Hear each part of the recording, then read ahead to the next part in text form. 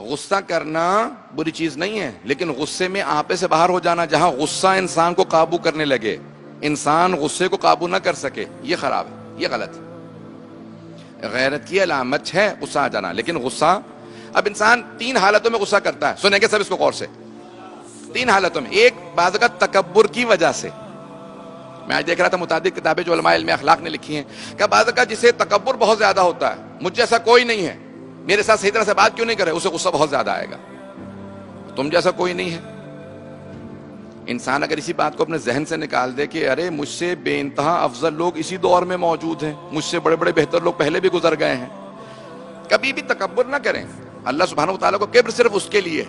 جب سرور کائنات نے، امیر المومنین نے کبھی تکبر نہیں کیا، ہمیشہ تواضع سے پیش آتے تھے۔ کبریائی تکبر صرف اللہ کے لیے ہے، اللہ کے ناموں میں سے ایک نام ہے المتکبر، کیونکہ اللہ سے بڑا کوئی نہیں ہے، صرف اس کے لیے تکبر ہے۔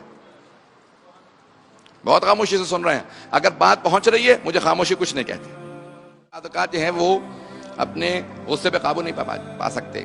نوجوانوں کو خاص طور سے غصے پہ قابو پانا چاہیے۔ ماں باپ کے سامنے کبھی آنکھیں کھول کے مت دیکھیں، سر جھکا کے بات کریں، چاہے وہی غلط ہو۔ اکثر نوجوان یہ پوچھ لیتے ہیں لیکن غلطی تو میرے والدین کی تھی۔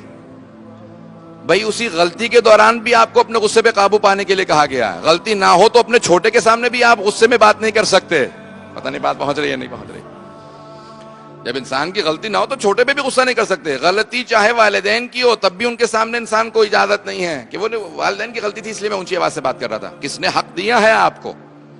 عزیزان گرامی، اس لیے اپنے غصے پہ قابو کرنا سیکھیں، نوجوان خاص طور سے۔ نمبر 1، تکبر کی وجہ سے انسان کو غصہ آتا ہے۔ دوسرے، جب انسان دوسروں کو اپنے سے حقیر سمجھے، تحقیر کرے لوگوں کی، میں تو اتنا بہت بڑا نہیں ہوں لیکن یہ میرے سامنے بہت چھوٹا ہے۔ کیسے فیصلہ کیا آپ نے؟ دلوں کے راز تو اللہ جانتا ہے۔ بعض کا جسے آپ سب سے زیادہ حقیر سمجھ رہے ہوتے ہیں وہی اللہ کا مقرب بندہ ہوتا ہے۔ میں بات کو پہنچا نہیں پا رہا ہوں۔ امام سجاد سے کسی نے کہا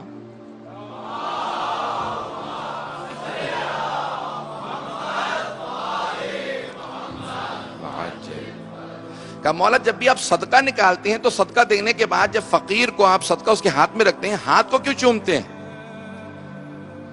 فقیر کو صدقہ دینے کے بعد ہاتھ کو کیوں چومتے ہیں؟ کہ تم نے قرآن نہیں پڑھا؟ قرآن میں لکھا کہ ان اللہ ہوا یقبل الصدقات، اللہ ہی صدقات کو قبول کرنے والا ہے۔ سائل کے ہاتھ کے نیچے اللہ کا ہاتھ ہوتا ہے۔ میں محسوس یہ کرتا ہوں میں نے بھی زیارت کی اس لیے ہاتھ کو چومتا ہوں۔ فقیر کو کبھی حقیر نہ سمجھنا، صدقہ قبول کیا اس لیے تو آپ کا درجہ بڑھا ہے۔ اگر فقیر صدقہ قبول نہ کرتا تو آپ صدقہ دیتے کسے؟ اس طرح سے جو ائمہ سے افضل کوئی نہیں ہے جب وہ اتنے تواضع سے فقیر کے ساتھ ایسے پیش آ رہے ہیں۔ اللہ اکبر، میں جب سوچتا ہوں روح کانپ جاتی ہے۔ جو جانتے ہیں تکلف نہیں ہے، جیسے ہم لوگ آپس میں تکلف میں بات کر لیتے ہیں، ائمہ علیہ السلام کے ساتھ تکلف نہیں ہے، وہ بھی جانتے ہیں ہم بھی جانتے ہیں ان سے افضل کوئی نہیں ہے۔ جن سے افضل کوئی نہیں وہ اتنے تواضع سے پیش آئیں، اور جو ہم خود گنہگار ہیں ہمیں تکبر نہیں کرنا چاہیے، کسی کو حقیر نہ سمجھے۔ عزیزان گرامی، پہلا تکبر کی وجہ سے غضب آتا ہے، دوسرا انسان دوسروں کو حقیر سمجھے، اور تیسرا جب انسان بعض اوقات دوسروں کا حق مار لے تو انسان کو بعض اوقات زیادہ غضب ہوتا ہے کہ میں اس کا کس طرح سے حق حاصل کروں۔ اللہم عجل ولیک الفرج۔